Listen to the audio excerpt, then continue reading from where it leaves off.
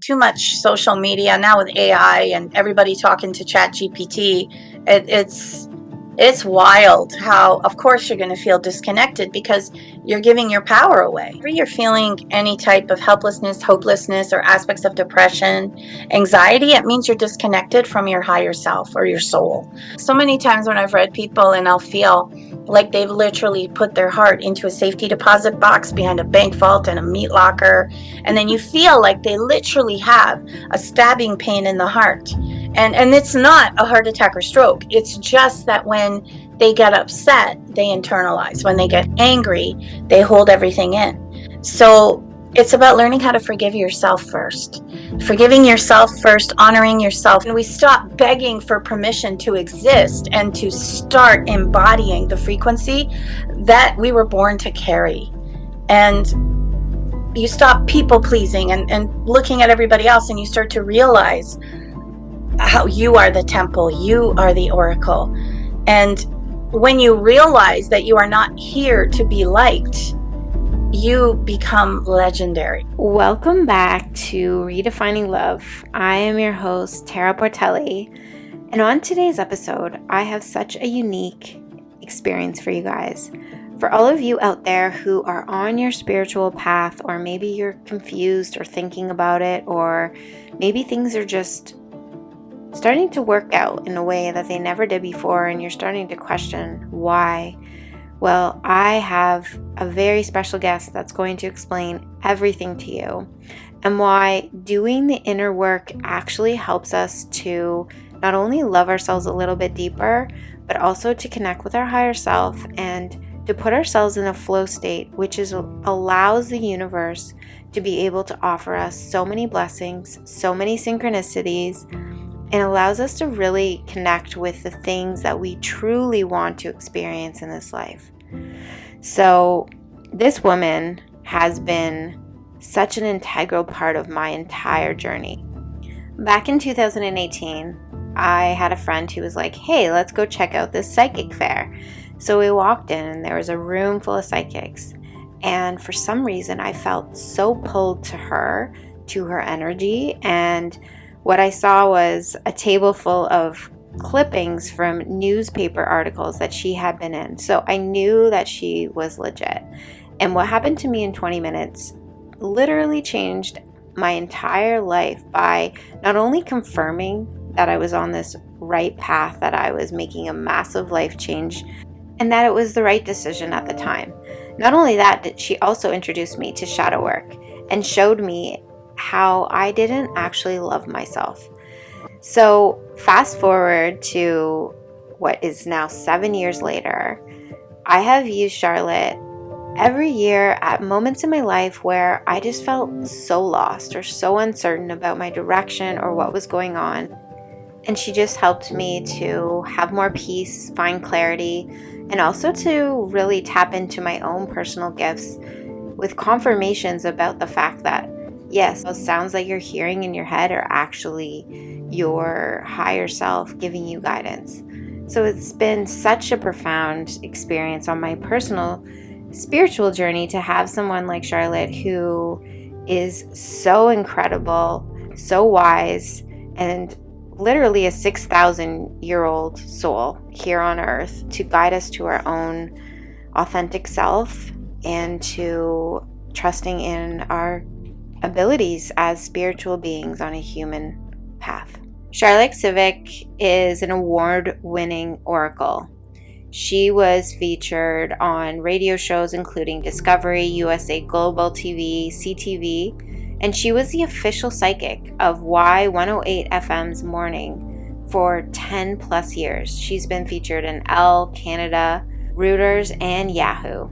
She is an international best-selling author, and she is focused in on helping women to find their soul's voice in alignment with their vision, their soul medicine, and inner sacred union. So without further ado, I'd like to introduce my guest, Charlotte Szivak. Thank you so much for being here, Charlotte. We met back in 2018. When I was in this massive life transition. It was a long time ago, pre-COVID. And it was Wow. a psychic fair, which was really interesting because I felt really drawn to you specifically. And as soon as you sat down with me, I was blown away. And you were like, "You can't lie to me. I have X-ray vision." So it was actually a very life-changing experience in that first 20-minute reading. Yeah, Um, you can run, but you can't hide. no, I know, and I want to talk a little more about that in a bit, um, but I'm really excited that you're here with me and that you have Mm. been such an important influence in actually my accessing my own self-love and remembering who I am. Like every year I'll reach out to you and I'll be like, "Okay, it's time. Like I need a reading." And I always find you give the most intuitive and most important guidance, and I always follow your instructions to a T. I write them down, and then but it's been such an incredible journey, and I don't think that I would have really trusted my own self if I didn't kind of have you to lean on. So thank you for that. Oh, I'm so honored. That is so beautiful. And it just, I love what I do. And to be able to hold space and meet souls like you is so incredible. And then to see you honor the advice, because I'm just a messenger as a vessel, but to see how you allow it and how to allow yourself to receive it, and then you translate it into your life, and how beautifully everything has evolved. I mean, obviously we have the highs, we have the lows, but ooh, I'm getting chills. But it's really beautiful, and I can't express how honored I am and how grateful I am as well too for you as well, because it just further allows me to grow as well too as a soul, so that I can bring back all whatever information, healing activations that you yourself also need as well too. So it's a really incredible experience, and I absolutely love the journey. And wow, I, it's been wild. I can So, imagine. I was thinking about it today and I was like, I wonder what it's like waking up in your world. Like, do you hear spirit? Do you talk, like, do you see spirit? Like, what is your experience as a psychic? What is that like for you? oh my God, I wish I could give you, oh my goddess, I wish I could give you a like an algorithm or a mathematical equation to explain it, but there's no anything solid I could actually do it like that, because it for me it's vision. I'm actually an oracle, which means I have full sensory perception.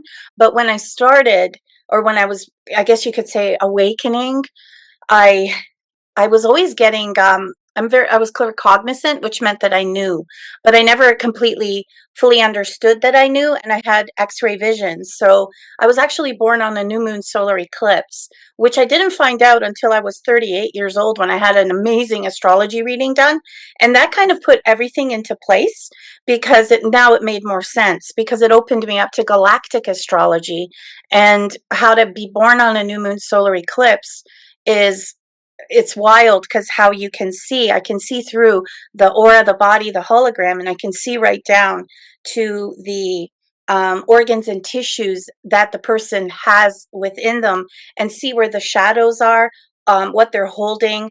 But the images, I could never explain them, because I didn't understand what was happening to me. There was nobody to talk to at that time. There was just the library. There was no internet.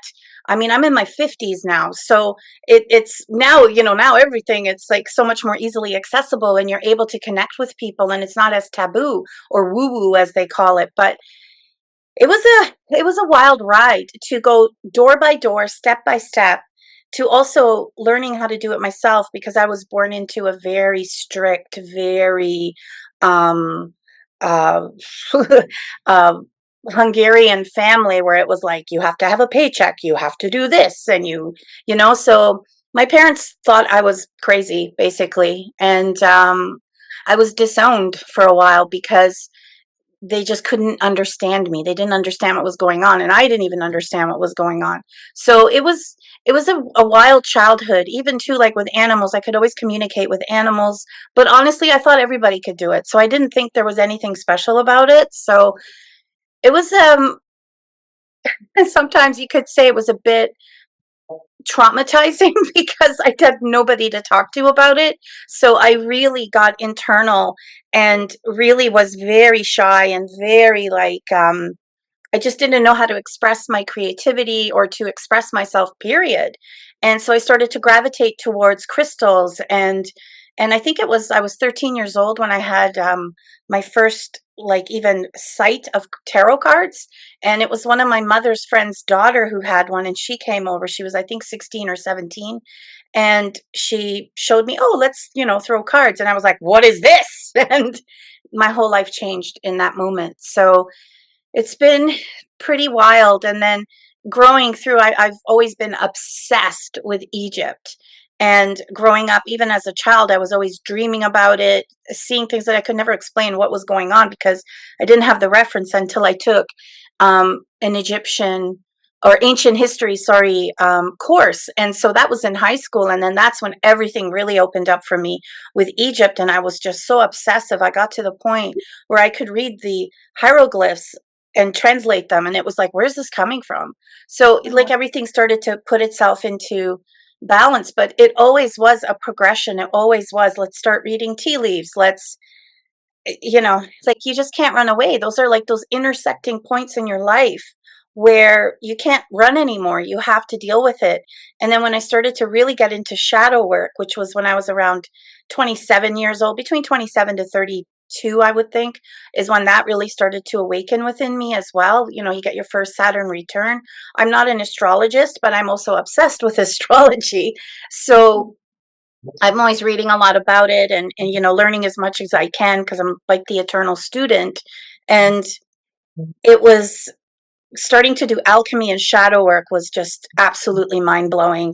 And when I started to connect with the Palladians and the Syrians and the Andromedans, when they showed up, I was out for a hike and I saw these beings in these beautiful like sapphire sparkling robes, and I was like, who are these people?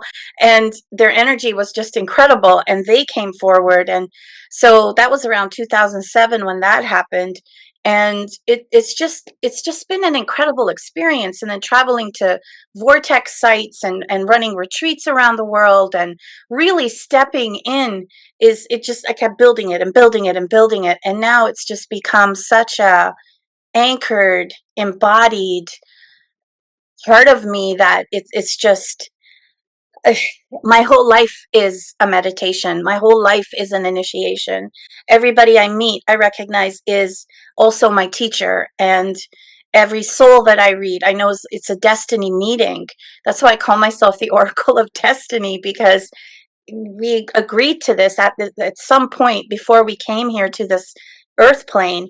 And each time I would grow and advance, and now I'd want to learn about sacred geometry, and I would add that into the pile, and then do Merkaba activations, light body, healing, and then it just kept growing and expanding and evolving and anchoring, and it's Wow. it's been an incredible journey. Yeah. I mean, it's amazing that you trusted it, because that's where I was saying to you, like, if I didn't have you to kind of be that, I feel like you've kind of been this anchor to me. It's like, well, I don't know what to do in Oh, this situation. So I better call Charlotte and find out what, she needs to do something like a reading for me.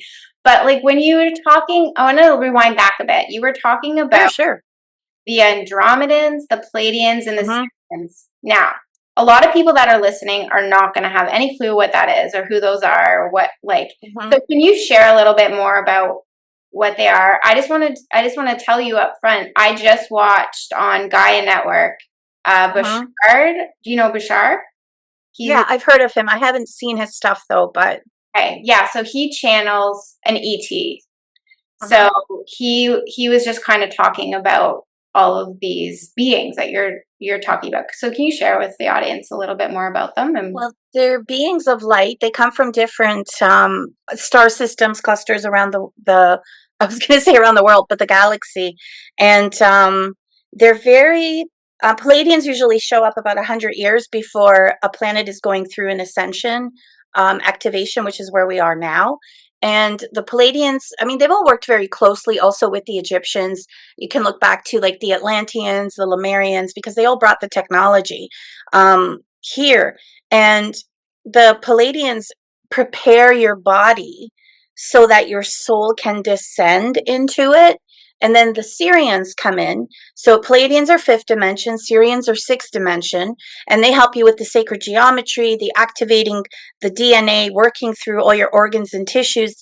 And then you have Arcturians. I believe they're fifth dimension as well, but they have the most powerful healing technology in the galaxy. So if you ever want to do any type of healing work, energy work with them, you want to call in on their souls or their energy frequency. It's a very strong, very powerful clearing when you connect with them, and they have all kinds of tools and ascension seats and chambers of light, which actually the Palladians introduce you to, the chambers of light. And they each help you to recalibrate, transfigure your organs, your tissues, and your body. So when I started to read and everything, I was always a healer. And then I knew when the Palladians came, it was because it was time to take my healing to the next level. So many of you who are healers here will resonate with this, because you may feel like, you'll take Reiki or hands-on healing or learn a certain healing technique, cranial sacral, and then you anchor it and you want to expand it. You want to evolve with it. So that's when you ask, okay, universe, I'm ready for whatever is next, or how to help me to heal or embrace or embody whatever I need to do to keep moving forward in my life as well too. And they say when the student's ready, the teacher appears, and that's exactly what happens. So you all have access to this. We all have connection with this. It's just all you have to do is ask or invoke. And a really great book, actually, this book flew off the shelf. I was in California, and that's how I was another thing. It was funny how everything intersected. And it was called The Palladian Workbook by Amora Kuan Yin. That would be a book I would recommend for you to pick up and start working with it, because it is also the ancient Egyptian mystery school curriculum. So, I'm not sure. I think it's the left eye. No, sorry, the right eye. Because Egyptians, their mystery schools, what they did was they had um, two doorways where you would go in, one to work the left eye. So anybody who was more masculine or acted on their masculine self would get the activations they needed to open themselves up and balance into the left. And the same for the left eye, so that they could align with the right. So that what would happen is they would become the full body of, or the full eye of Ra. So you may see in some places, I don't see it very often, but you'll see a full eye of Ra, which means you've balanced both masculine and feminine, and you've come into full brain illumination. You can use the flower of life to also help you with this, because when you trace it, what it does is it infuses your pituitary and your pineal gland, and it helps you to access parts of your brain you've never used before. So it opens up other dimensions and connections so that you can also awaken more expanded abilities and other realms of possibilities. So it's just so fascinating. And Wow. so the Palladians help you with this. They also help you with rewiring your brain so that you can anchor your sixth dimension. And it's not about that, oh well, the fifth dimension or the sixth dimension is better than the fifth. It's not like that. It's building, you're evolving, you're growing. So you got to start somewhere. And they're always with you. Like, their energy's absolutely incredible. And sometimes what I do when I'm reading someone, I'll see them show up, but they'll come up as lights. You see them literally like these little fairy lights, and they're different colors. So then I know who it is, because it depends. They show themselves to me the way the person is ready to receive the information. They don't want to come in their full regalia, because not everybody will be ready to accept that. So it really is to you. And actually, you remind me of this incredible story I always think of, especially when I'm in Egypt and I'm going up in the pyramids and walking up to the king's chamber, is I always think of Napoleon, because Napoleon was actually the first one, or sorry, not the first, but the one who started Egypt, or traveling to Egypt in retreats, believe it or not. His whole garrison, I guess you can call it. They were over there, and because of them, everyone started, or it reawakened everybody wanting to travel to Egypt. So he thought that because he was the emperor, he was the only one who should be in the king's chamber. So he ordered everybody out, and he went in by himself. And his ego, basically, he was supposed to spend the entire night by himself inside the king's chamber, and anyone who's been there knows it's a hike to get up there. He came running out screaming in the middle of the night because he couldn't stay in there, because the energy he thought was going to help him with world domination, not clearing his shadow or his ego. So it's wild to think when you're walking through the temples. I mean, that's just one bit of it, but you cannot abuse it. You can't try to use it, or some always try to use it for their own agendas, but you can't mess with energy in sacred lands like that, because they know what you're up to and they will spit you out.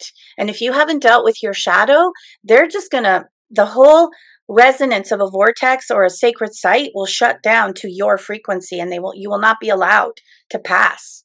So it's really incredible how you need to go for the experiences. You want to start to travel. You want to start to see the different temples and vortexes across the planet. You're in Mexico, so I forget which part of Mexico you're in. I was Yeah, going to so say Tulum. I am. Okay, I thought so. Yeah, so you're pretty close to some pretty powerful temples too. Yeah. So, I think we had this conversation. So I had dislocated my shoulder in January, and it was so weird how it happened because I was just running, and it was almost mhm. like a rock came up and tripped me on purpose and threw me down Wow. so hard that I literally had a full dislocation of my shoulder. And I remember you telling me that some of the guardians here are pretty powerful. Like, I think it Oh was yeah, Quetzalcoatl. Is it Quetzalcoatl? Quetzalcoatl. Quasimodo. Yeah. Okay. Quetzalcoatl. I've Yeah. met Quetzalcoatl. Yeah. Wow. You said that. You said he had pushed you down or something. Yeah, he showed up. I was running a retreat in Mexico. This was probably back in 2010 or 11. And yeah, I remember I was actually sleeping, and they woke me up, and they didn't tap me. They whacked me right on the third eye. I was like, "Whoa." And then this being with all these feathers was there, and I was like, "Whoa, what was that all about?" And when we got to the temple, I was pushed down, and I landed on my knees, and all this blood started pouring out, and everybody was freaking out.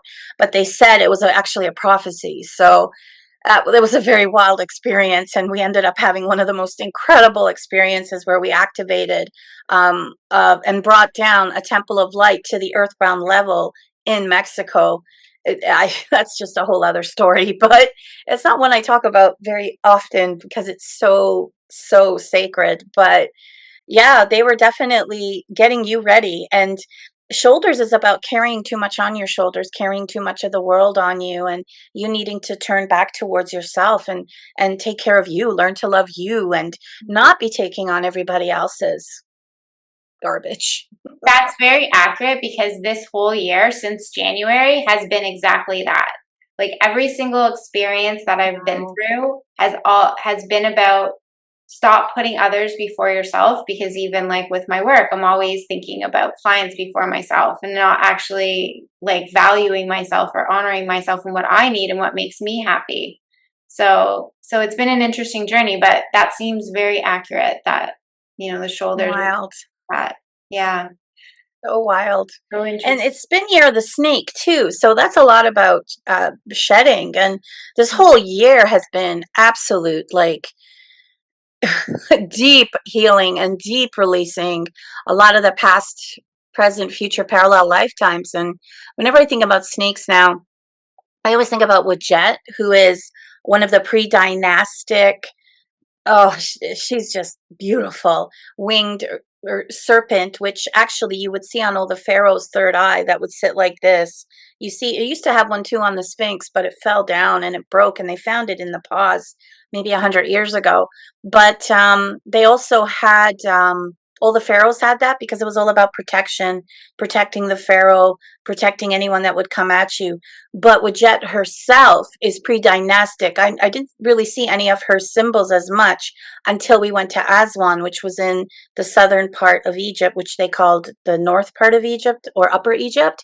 And that's when I started to really connect with her. I've always seen her around, but I just thought it was a snake. I didn't realize it was such an incredible deity, and she has wings, and her hieroglyphs are just so powerful. When you put your hands on them, you feel the energy vibrating through your fingertips. And whew, even talking about her just she's just so powerful, and she really connects you to also yourself, provides you with protection, and just is such a powerful, incredible being. So Yeah. So if someone wanted to call her in, for example, can you call in any of these like these? absolutely, Yeah. And so you how just would have to make a sincere.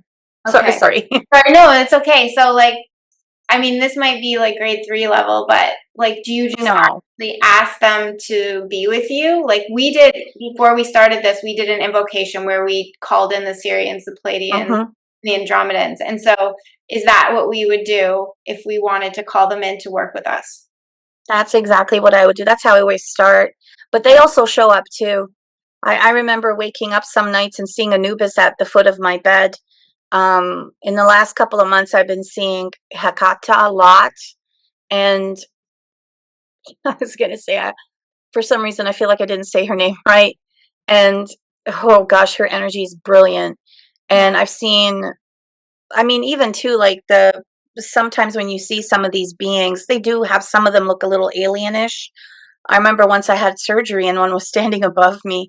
And when I woke up and I was like, "Oh, you're here." And it was one of like the surgeon type of healers of the Archerians. And they were like, "You can see us." And then gone. It was really funny. But when you meditate, they come through. I've so many times when I've seen Isis or Mary Magdalene or Yeshua. I actually, when I have friends stay over at my healing room, they always tell me that they always dream about Jesus. So that's kind of cool. Wow. The powerful healing part of him, and it's it's incredible. They come in meditations when you create sacred space. And sometimes you're not even sure who they are and they show up and you're like, so you ask, who are you? And I remember the first time I met Sekhmet, it was 2014. And I was in Arizona, Sedona. And I was like, wow, why are you here? I thought that you were in Egypt. But no, there's a lot of Egyptian roots also in Sedona. We found sphinxes there and everything. So it's some pretty incredible stuff. So Wow. wherever you are, there is a deity. Hawaii too. Like I went into a cave and I came out completely different. So you just don't know where it's going to happen. So you just want to honor every step that you take as being sacred and being an initiation. Wow. It's so interesting. I feel like you live in this totally different world where you're just, it's like not even here. It's you're in this other world that we all want to be able to access, but it's not as easy as it sounds sometimes, I feel. But it is. It's just allowing it. And it also has to do too with building up your own frequency. And one of the biggest changes for me as well too was when I finally started to love myself and to really do that work. And that really changed everything. And the doors that opened, the connections that happened, the uh, I can't even put into words. I'm actually like having a hard time articulating it right now because it's about feeling. And I tell people this too, like if I'm at a show and they come and they're trying to look for a psychic, I always tell them not to read, not to overthink it, but to feel it. And if you don't feel it, then it's not the right time yet. So just give yourself some grace and be able to move forward, because self love is not soft. It's not gentle. It's not about a bubble bath or, sometimes when we spiritually bypass, it is an initiation in itself. So, reconnecting ourselves, it's when we stop begging for permission to exist and to start embodying the frequency that we were born to carry. And you stop people pleasing and looking at everybody else, and you start to realize how you are the temple, you are the oracle. And when you realize that you are not here to be liked, you become legendary. You can always hold the space with grace and gratitude, but you have boundaries. And what's so interesting is that self love is actually spiritual technology of remembering. You are the source, not the seeker. And your voice becomes spellcraft. Your boundaries are the altars. Your worth is inherent, it is ancient, and it is undeniable. But most people misunderstand it. They think that self love is just found in the light, and that it's all about being polished and or polished pieces is probably a better way to put it, and that it's a curated confidence.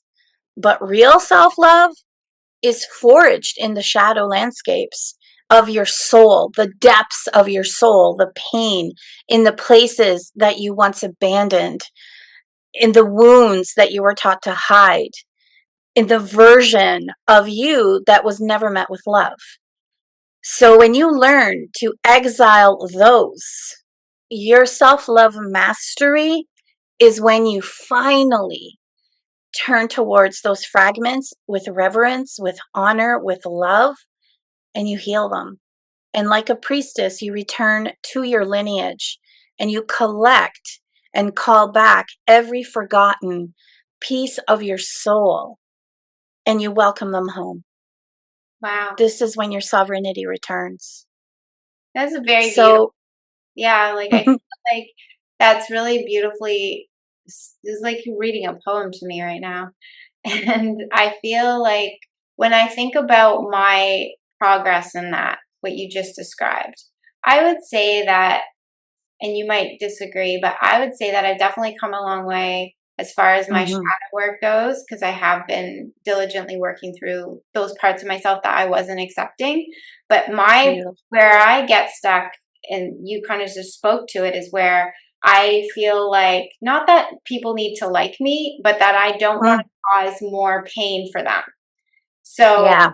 if I could give you an example, I met two people that I didn't really enjoy their company, and they kept like inviting me out. And I was just like, at one point I stopped returning their messages. And then I was like, well, Mhm, want to be hurtful. So I just checked in with them. And that's just like something mhm, to do that I know is wasting my energy. So then it's like, mhm, now they're inviting me out again. Like it's like an opportunity. Like I guess I didn't set the boundary properly. Like I should have said, I did say I'm not interested in continuing to spend time, but it's like they don't mhm. get it. It's like once you reach out again, it's like this opportunity again. Like, what do I need to do that is really truly honoring myself in that situation? To learn how to say no and Okay. to understand that you're not, that's also enabling yourself and them, Mhm. because they have to also learn when you're in a way still thinking about hurting other people's feelings. There's it's still about boundaries, but it's still that you are enabling them because you're not honoring yourself, and they're just showing you the lesson, because they'll just keep doing it, but and you don't know how many other people they're doing it to as well too, right? And sometimes you've heard of human design, right? I have. I don't know too much about it though. So it's a healing technique as well, to a way to read you. And there's different types. There's projectors, there's generators, and well, we'll just stick to those right now. But usually, what happens is sometimes, especially when you're a generator, I find usually healers are generators. People come to you and they use you like a gas station. So they come to basically hook up, get your energy, and leave, and you're just like, oh. So it's just recognizing the energy and just being graceful and saying, I'm just not available. And that's it. And you get stronger and you realize that they just fade away, because those are usually just tests to see how much do you honor yourself? How much do you respect yourself?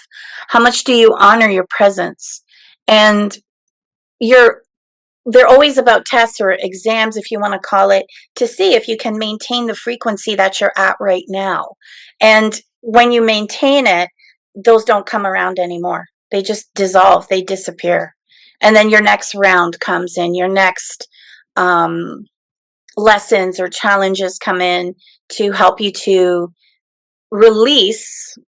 I always have a thing about this where they say it's about leveling up. It's not actually about leveling up because you have the frequency. It's just what held you down from allowing your frequency to shine. Yes. So your presence can actually recalibrate a room. And when your standards will become ceremonial and your boundaries become literally prophetic, because self-love mastery is when you stop discounting yourself energetically, emotionally, financially, and you stop making excuses for people who really have no intention of rising to meet you.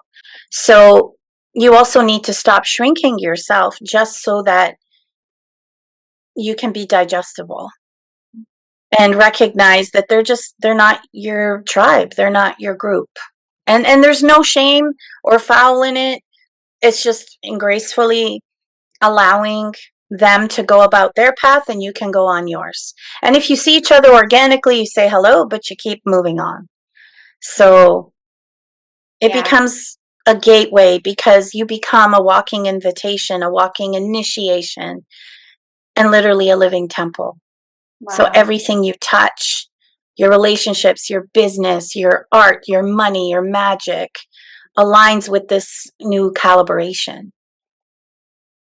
Wow. I wish it was easy, but I know it's a process. Yeah, it takes some time. Yeah, for sure. It always does. So don't beat yourself up on that. And it's so interesting. So many times when I've read people and I'll feel like they've literally put their heart into a safety deposit box behind a bank vault and a meat locker. And then you feel like they literally have a stabbing pain in the heart.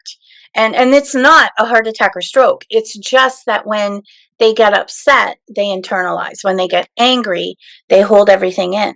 So it's about learning how to forgive yourself first. Forgiving yourself first, honoring yourself first, because then you can take better care of everyone. It's like running around and giving everybody the oxygen bag before you give it to yourself. Mm-hmm. So you really come to a place where you realize that every truth beneath it is a spiritual teaching. Right. Every lesson, every person is a part of your spiritual university, if you want to call it, if you will. And I think like what you just said makes a lot of sense. And if we can just look at it from that lens every time things come up for us, then we can maintain that frequency that is what we're meant to be. Like we don't allow people to take from us. And create the drama. Yeah. Whenever there's drama, right? Because the drama is that they don't want to look at themselves. They don't want to embrace their shadow. They don't want to do the work. Or in people who are always in constant chaos and drama, they're not working on themselves. They're just creating it. So when you recognize that, you just step back and you redefine your boundaries. Okay. Thank you for that advice. I think that I'm sure there's lots of people who are listening that can definitely align. Oh, it's a powerful lesson. We've all had to go through experience and learn. And sometimes it's hard because they're in your family or you have to work with them. So how do you deal with that? So I find using black obsidian is a phenomenal crystal that really helps you with chaos, especially too if you have some narcissistic issues or people in your life or have like partners or relationships or parents that are also narcissistic. It really helps to redefine your boundaries so you're not absorbing their projections onto you as well. That's really interesting. I actually just bought a black obsidian bracelet. And you've told me before to keep it with me. And so I finally bought a bracelet. And then the man that sold it to me told me it was also going to bring up all of my shadow. Is that correct? Yeah, it does help too with bringing shadows, but what it also does is it dissolves connections, it vacuums up your aura, and it gives you protection and it makes you feel safe. Okay. So it's a really powerful clearing crystal. I love having it everywhere. I have one here too in my bra right now, and you see, Oh, and I nice. call it the American Express card. I don't leave home without it. But it's really great to grid your house with as well too. I have one in my car. It's amazing how much better everything feels when you have a little black obsidian around. When you say grid your house, you mean like put it in all the corners of the house? Yeah, in all the corners and windows. Black obsidian, though, is very good to put by your door, too. So your front and your back door, or any doors you have access to your house, it's also very protective like that. So it's very good for help with any, if you're in an area where there's burglaries or a lot of it, it really protects your space. Okay. So, So I want to kind of shift the conversation and I want to talk a little bit. sure. What do you think it is that most people are struggling with right now as far as being in this space of like depression, anxiety? Like, I feel like I meet more people now more than ever struggling with depression, anxiety. What do you think is going on with them? Too much scrolling, doom scrolling, social media. Mhm. And whenever you're feeling any type of helplessness, hopelessness, or aspects of depression, anxiety, it means you're disconnected from your higher self or your soul. So you have your physical structure, you have your soul. And what you want to do is you want to call your soul in so it feels like it fits in like this. And you end up feeling maybe we should do an activation of that. How about that? To Okay. help you to call back your higher self. And Okay. so that you want to use when you feel depression or helplessness or hopelessness as a trigger. You don't want to use it to go down that rabbit hole. And when I say trigger, it means that you're like, oh, wait, this is when I call in my higher self so that you flip it instantly. I mean, I've caught myself doing it too. I'm like, oh, I just don't feel right. And it's just because my soul has disconnected. So it's not like a plug. It's just sometimes your soul floats up. And, we've all met people who you can tell right away are disconnected or they're feeling or they're just too stuck in their head or they've just been through too much trauma or abuse or they're too cerebral. So they completely disconnect from their higher self and their source. So that's what you would use it as to call it in. And you want to even to wake up in the morning and just calling your higher self. When you do it, you can see the person, the soul inside the body, and you can tell by the eyes. And when you call it in a couple times a day, it's amazing how much better you feel. You feel more anchored. You feel more like you have more spaciousness within your physical body. One of the best ways to describe it is I think when I went and did yoga for the first couple of times, and I couldn't believe how amazing I felt because I felt like my soul was in my body. I felt anchored. And that's what you feel like when you call your higher self in. If you're having issues with it, then you can use a crystal called dambarite. And I also really like to have kyanite, blue kyanite on when calling it in because kyanite aligns all your chakras and dispels any negativity, and dambarite helps you with your higher self and clears things out. And cranial sacral would also be a really good healing modality because it helps you, especially when you're a super cerebral person, that you lie on the table and they move the cerebral fluid from your head down to your feet and then back up again. And it literally makes you feel like you dump like 50 pounds off your head. So you get instant relief. So you stop over intellectualizing. And then the doom scrolling, too much social media now with AI and everybody talking to chat GPT. It's wild how of course you're going to feel disconnected because you're giving your power away. So it's just another symbol or aspect where you're realizing how important and how valuable you are. So there's lots of, yeah, maybe we should do an activation here. Okay, let's do it. All right. Okay, so take a deep clearing breath. Inhale through the nose and exhale. And the ladies, bring your focus to your womb. Gentlemen, to your root chakra, base of your spine.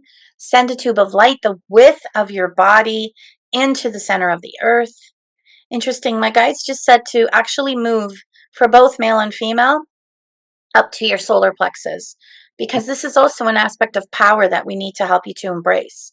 So bring your focus to your solar plexus and then visualize the tube of light, the width of your body, and see it going down to the center of the earth.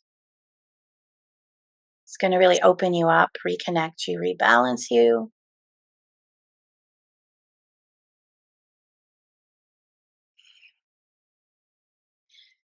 And then as you feel the energy, we're going to ask for the earth kundalini, a beautiful ruby red frequency of energy flowing upwards. And feel it as it comes up through the soles of your feet and the base of your spine. Feel it filling up every organ and tissue, revitalizing, recharging, and reconnecting you. And then from the grand central sun, we ask for the cosmic kundalini. The Palladians taught me this activation many, many, many years ago. And feel the energy, the sacred fire, the keys, the codes to flow down, coming in through your crown chakra, bathing and saturating your pituitary and your pineal gland. And feel it as it pours into your heart center, where it meets with the earth kundalini. And just placing your hand on your heart and one on your womb, or for the gentleman hara. Feel the energy as it begins to mix and merge, synergistically aligning within your heart chakra, the cosmic and earth kundalini. And then feel it together as it begins to flow down your reproductive system, into your perineum, and then rising up your spinal column, thinking like the Djed, as it elongates each individual vertebrae, flowing up into your throat chakra. And just see it going one more time around your aura body hologram, pouring down over your heart, your chest, solar plexus, back to the perineum. And then this time, feel the energy powering up as it flows upwards like a geyser, reaching up to your throat chakra, where you see it splitting into two different directions. Feel it flowing over your shoulders, down and out each individual fingertip. For those of you who are healers, it'll expand your abilities. Those of you who are just newly awakened, you'll start to feel some tingly sensations. And feel the energy flowing out into your aura body hologram. And as the geyser continues to rise up from your throat chakra, feel it flowing up into a third direction as it flows upwards through your cranium, hitting your third eye. And like a water fountain, feel it spewing out over your crown chakra on the outer parts of your beautiful temple.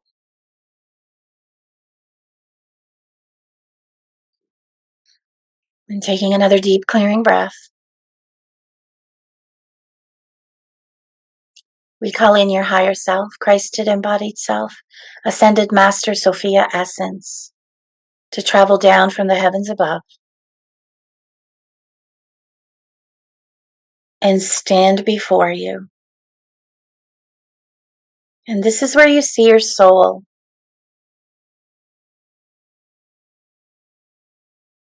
It looks exactly like you, an etheric double, but just has no shape or form. And just take a moment and look at yourself, eye to eye,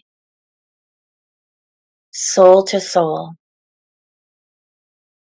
divine to divine.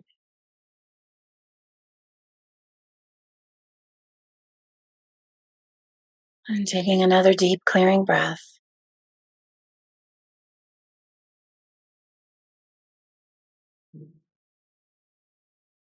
Place your palms facing upwards so that the palms of your physical self can connect with the palms of your higher self.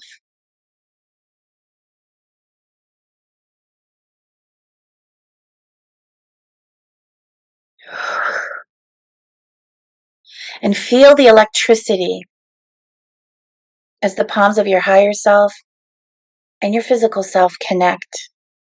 And it begins to pour the energy in and up, its radiance, its luminosity, up through your arms, shoulders, and down into filling up your heart with the energies of divine love. Feel yourself filling up.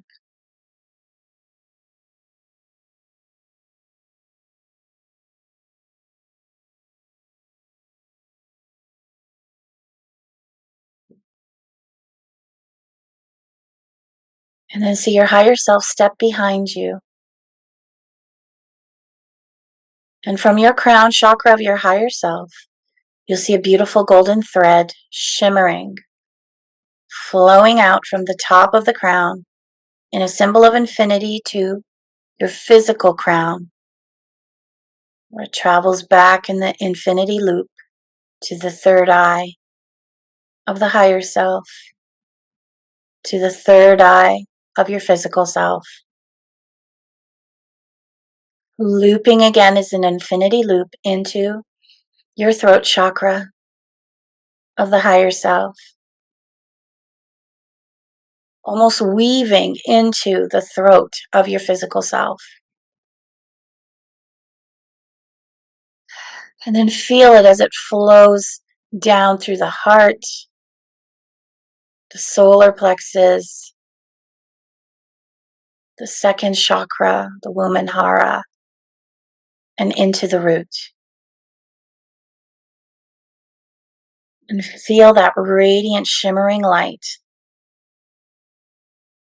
as if you're being sewed together with your higher self.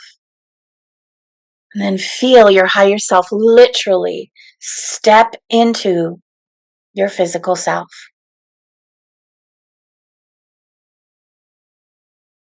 And just repeat the Ho'oponopono words of I love you. Please forgive me. I'm sorry. Thank you.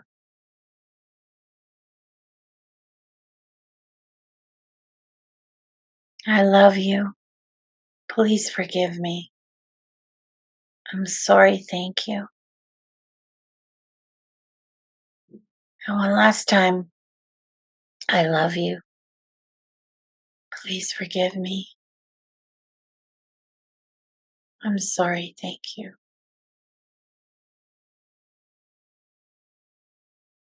And just take 3 deep clearing breaths to fully anchor and activate your higher self embodied within you, embodied transcendence.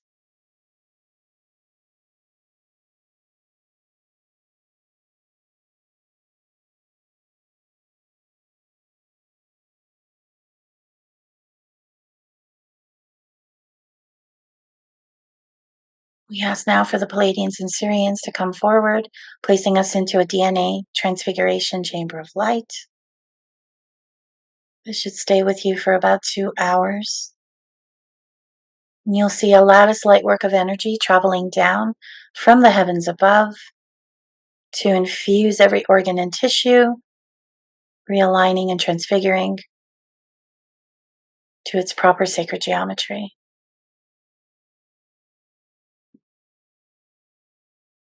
We ask for an upgrade of all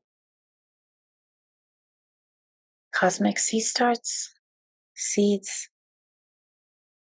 exotone alignment, cosmic planetary integration,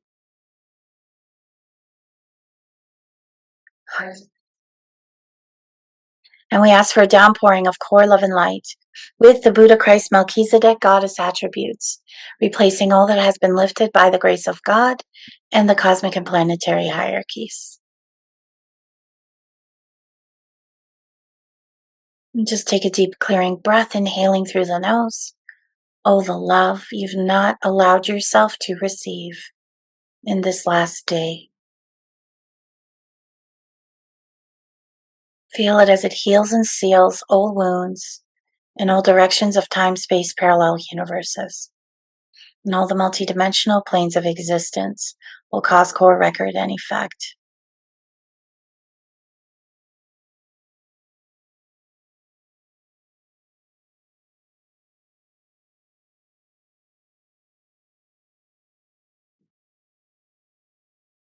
Take another deep clearing breath, inhaling through the nose, all the love you've not allowed yourself to receive in this last week. Breathe it in, healing, anchoring and actualizing this new frequency.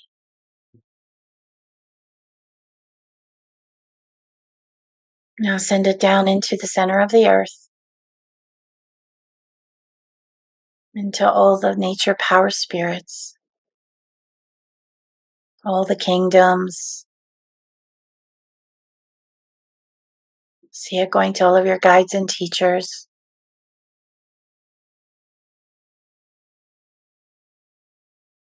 To all sentient beings on the planet. Straight through to the Mother, Father, God.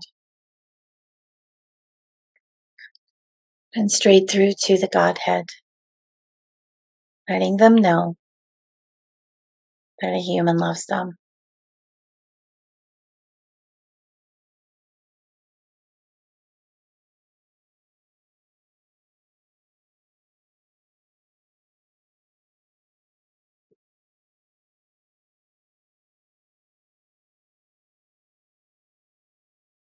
And you'll feel 7 golden orbs of light being filled with the Metatronic sciences, the Siri Yantra, and the flower of life.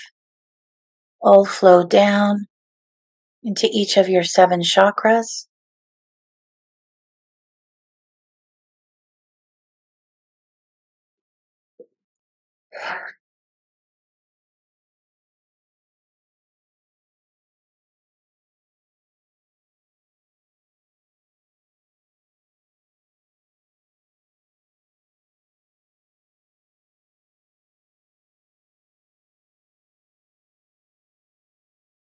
And then see 2 threads of golden light come out on either side of each chakra. And see the thread flowing all the way down through the back into infinity beyond and back into the left side. And see each of your chakras split into 2 suns, tiny suns. And then see them traveling down on the thread, going down, one on the left side, one on the right side, clearing, healing, sealing, releasing from your feminine side, your masculine side, as they travel down into infinity beyond and back. So now the left is on the right is on the left, and it steps into your physical body structure.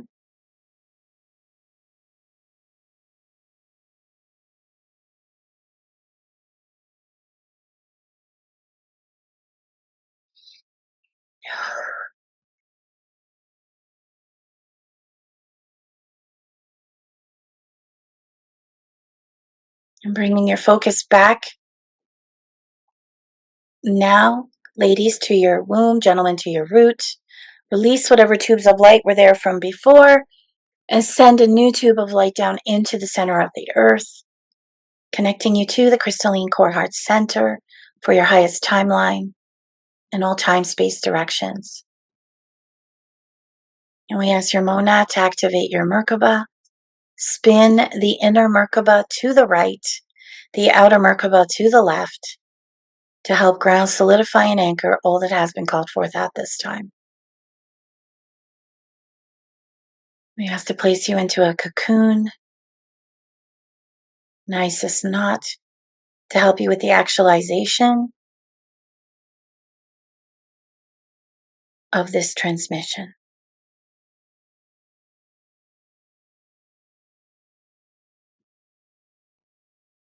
And taking another deep clearing breath, inhaling through the nose and exhaling. Begin to wiggle your fingers, your toes, and bringing yourself back into the ever-present infinite now.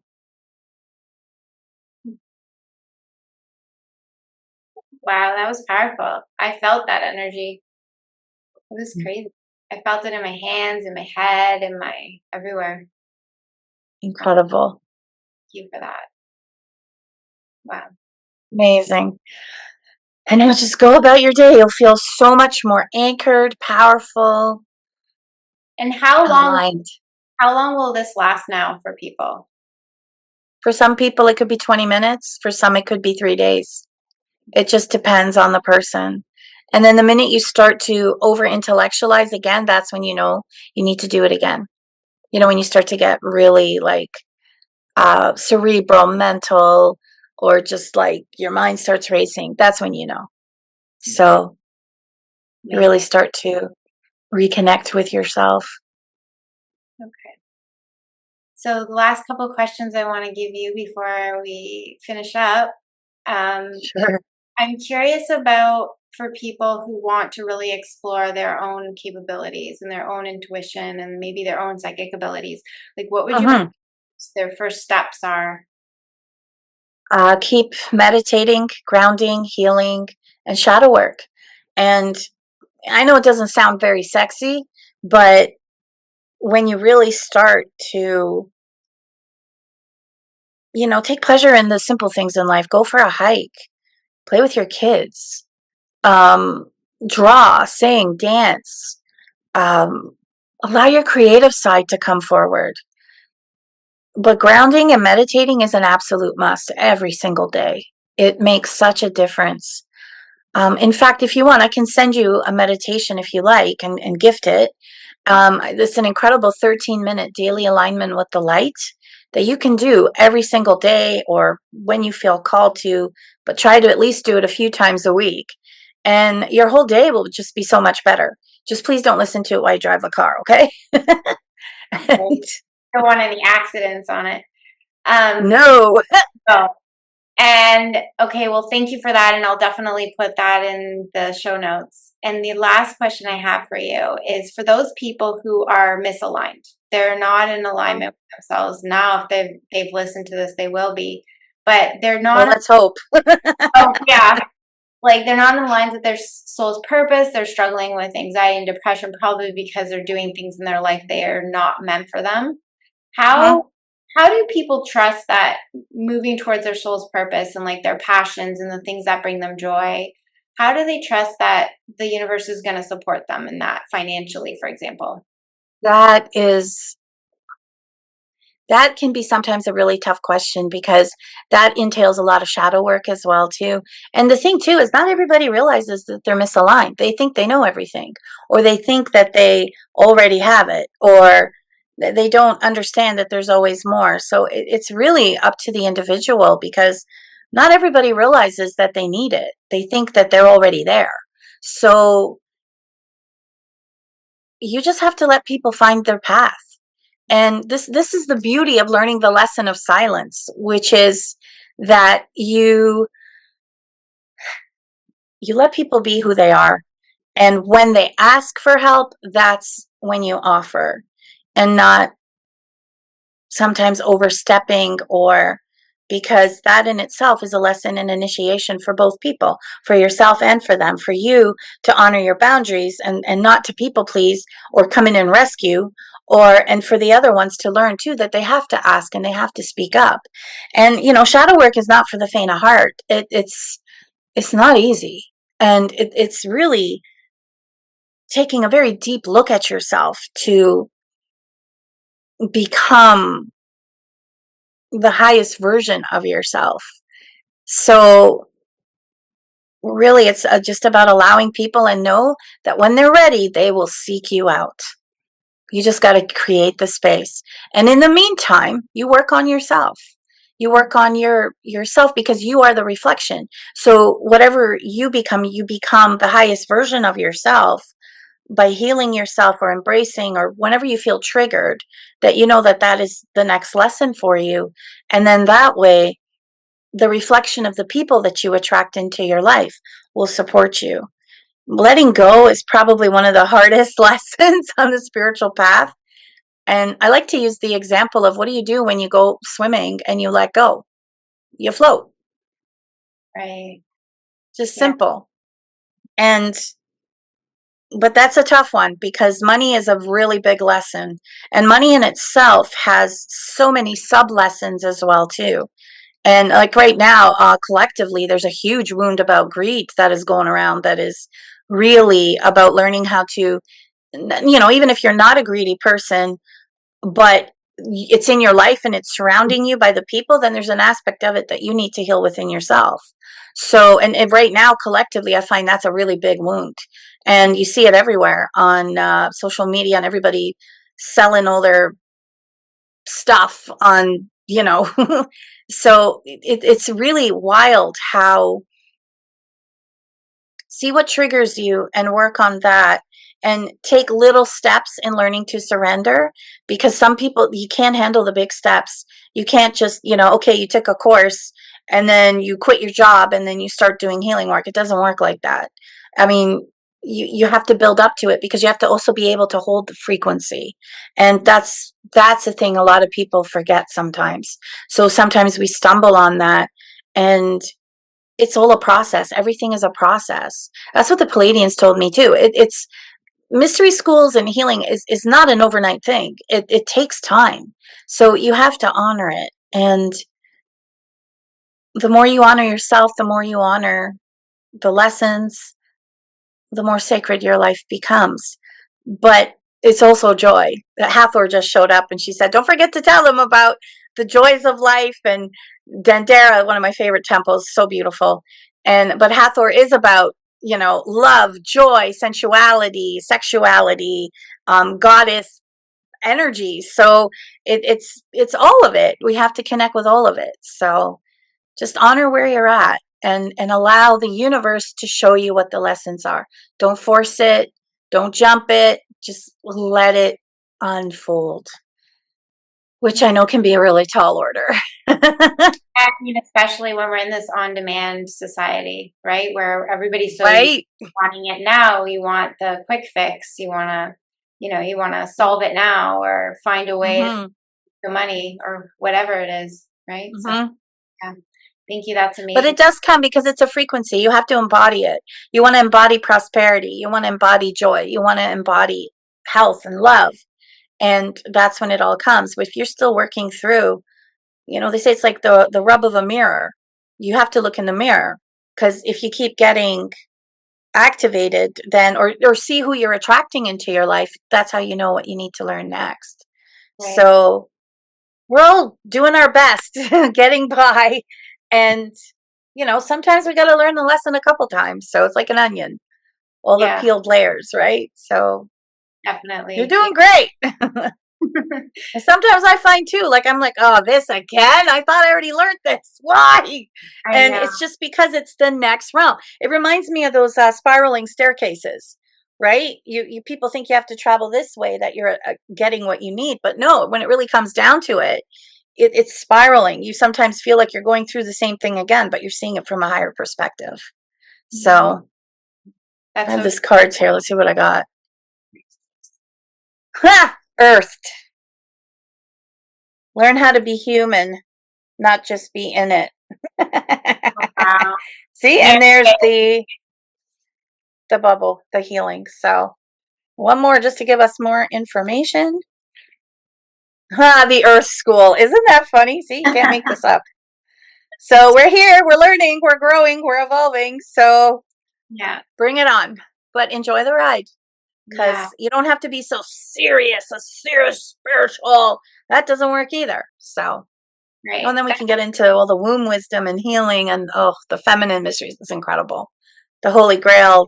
Well, That's what there's I so much. too. I feel like you always bring so much light to even the harder stuff, which is really nice because I think sometimes we do get stuck in the mud and it's really hard to get out of it.